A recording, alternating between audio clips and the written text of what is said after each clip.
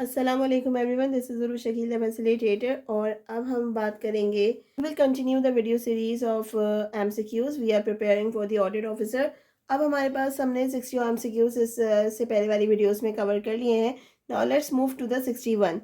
What is 61 says foreign allowance paid by the government to its employee posted in abroad.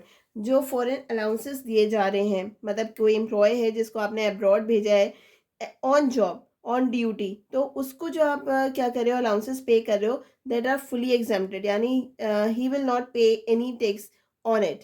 ठीक है, तो हमारे पास आ गया fully exempted. The basis of the charge for tax on income from house property is, जो house property से tax दिया जाता है that is the rental value. Rental value के अकॉर्डिंग दिया जाता है। ठीक है, for profit earn from illegal business. अब प्रॉफिट जो अर्न किया जाता है इलीगल वे से, उसको मैंने पहले भी आपको बताया था कि देखिए पैसे जो आपके टैक्स है, मेजॉरिटी ऑफ द थिंग्स जो है ना उनके ऊपर टैक्स लग रहा है। लेकिन अब उसके बाद अब क्या होगा, जो आपने इलीगल तरीके से जिस चीज़ को अर्न किया उसके ऊपर हायर रेट ऑफ टैक्स लगेगा। सही है। फिर any payment made under the award instituted by the central और द स्टेट गवर्नमेंट। अब वो चीज़, वो अवार्ड अकेश मनी, ठीक है, जो आपको गवर्नमेंट की तरफ से किसी इनाम में या किसी भी चीज़ में मिली हो, किसी भी फॉर्म में, जो गवर्नमेंट ने खुद आपको एज ए रिवॉर्ड दी हो, वो फुली एग्जेम्प्टेड है, उसके ऊपर कोई टैक्स नहीं लगेगा। Who is non resident. Non resident कौन है? Not followed any one of the basic condition. जो हमारी कंट्री में तो रह रहा है लेकिन कोई भी कंडीशन को फॉलो नहीं कर रहा था, हम उसको कंसिडर करेंगे that he is non resident. ठीक है।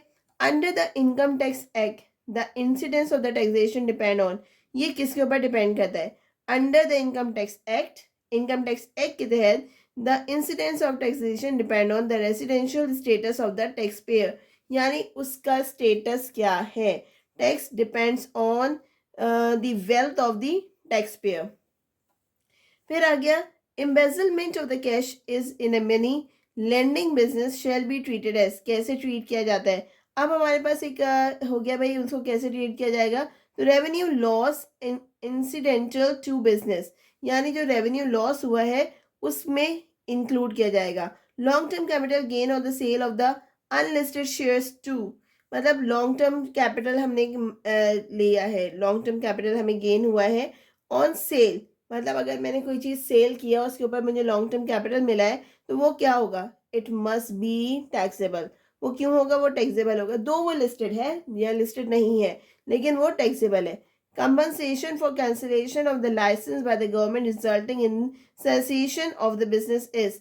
आप देखें, एक कंपनसेशन रिटर्न हुआ है, मतलब गवर्नमेंट ने कोई लाइसेंस कैंसिल किया, उसके बदले में जो फी थी वो रिटर्न हुई है, तो that is a revenue receipt. ठीक है, वो किस में आएगी? रेवेन्यू रिसिप्ट में आएगी। फिर हमारे पास आ रहा है compensation receive for loss of trading asset. Trading asset, asset is capital, तो यहाँ पे क्या आएगा? कैपिटल एसेट आएगी। Any payment made to the discharge of revenue liability for if refunded later on shall be. अब वो क्या कह रहे हैं कि भाई ये होगा personal expenditure. Any payment made to discharge, अगर अब है, अगर रेवेन्यू जो रेवेन्यू लायबिलिटी को ख़त्म करने के लिए, हमारे ऊपर कोई रेवेन्यू लायबिलिटी है उसको ख़त्म करने के लिए हमने पैसे दे दिए, ठीक है, तो वो जब वापस होंगे तो हम उसे कहेंगे कि that was the personal expenditure. आपने पर्सनली एक चीज़ को ख़त्म करने के लिए पैसे दे दिए थे, ठीक है। तो any payment made to discharge a revenue liability refunded later on, आपको वापस मिलेंगे। For a timing it will be reacted as personal expenditure. फिर है loss due to fire of hired machinery. Machinery of course, machinery में आग लग गई तो क्या होगा भाई? कैपिटल लॉस होगा आपको। The following is not taxable as income under the head salaries. अब कौन सी ऐसी सैलरी है जिसके ऊपर आप काम करो, जिसके ऊपर टैक्स नहीं लगेगा? देखिए, सैलरीज के ऊपर तो टैक्स लगेगा, हमने पीछे बात की। अब remuneration receive by a partner, यानी एक्स्ट्रा वर्क आपने करा तो उसके ऊपर आपको टैक्स पे नहीं करना, क्योंकि वो आपका एक रिवॉर्ड है, because you wish to do that work. ठीक है, it was in your duty. फिर आप क्या आ गया? Receipt is determine as capital receipt or the revenue receipt at the time it is receive, either it is capital or either it is revenue. जब भी आपको रिसिट रिसीव होगी, ठीक है, चाहे वो कैपिटल हो चाहे वो हो, लेकिन कब रिकॉर्ड होगी? जिस वक्त आपको वो रिसीव होगी। Which of the following is a capital receipt? इनमें से कौन सी कैपिटल रिसीट है? सो फिर cell proceed of building, building है ना, कैपिटल है, बाकी तो बिल्डिंग नहीं। ये देखें, commission will not be revenue में आएगा, फिर सैलरी रेवेन्यू सैलरी, तो फिर हमारे पास क्या हुआ? कैपिटल, जो बिल्डिंग के बारे में बात हो रही है वो क्या होगा हमारे पास? Capital receipt. Salary paid by an employer out of the capital will be, capital में से सैलरी पे की गई है, तो revenue received in the hands of the employee, जो एम्प्लॉय के हाथ में पैसे थे उसमें से दिया गया है। फिर है हमारे पास amount paid as a secret commission employees of the buyer or assessees good is, यानी जो हमारे पास अमाउंट पे किया गया है किसके थ्रू, कहाँ से? जिन्होंने, जिनके ऊपर इनकम टैक्स एप्लीकेबल था, तो that is a revenue expenditure. वो क्या हो गया? रेवेन्यू एक्सपेंडिचर हो गया, क्योंकि उसने अपने रेवेन्यू में से दिया है। Residential status of the taxable entity is, क्या होता है? क्या, अच्छा, जो आपके पास आपको पता है टैक्स जो है वो चेंज होता रहता है, तो can change from year two year, it depends, जरूरी नहीं है, ठीक है, इट डिपेंड्स। फिर हमारे पास आ रहे हैं income on which the income tax is not charge are called, कौन सी इनकम है जिसके ऊपर चार्ज नहीं होता? We have already discuss so many times, that is exempted. Scholarship is granted, of course it is exempted, क्योंकि बस इसके बाद पैसे थोड़ी थे, तो फुली एग्जेम्प्टेड पे जा रहे हैं। Share of income from the firm, जो शेयर ऑफ इनकम है वो क्या होगी? एग्जेम्प्टेड होगी, मतलब जो पार्टनर ने दिया है।